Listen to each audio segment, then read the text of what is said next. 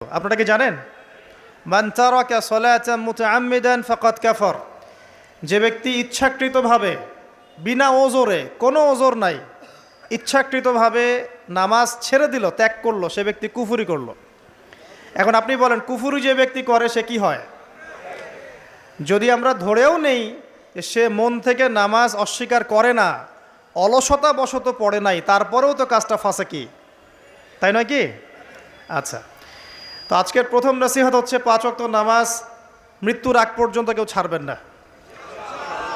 আমার সাথে ওয়াদা করেন যে ইনশাআল্লাহ আগামী যতদিন বেঁচে থাকবো 5 ওয়াক্ত নামাজ জামাতে পড়ার চেষ্টা করব, যদি জামাত না পাই একা পড়ার চেষ্টা করব। আল্লাহ পাক তৌফিক দান করুন, আমিন। আজকে যদি এই কথাটাই শুধু বাসায় নিয়ে যেতে পারেন যে 5 ওয়াক্ত নামাজ আর জীবনে ছাড়বো না, আমাদের আজকের মাহফিল সফল।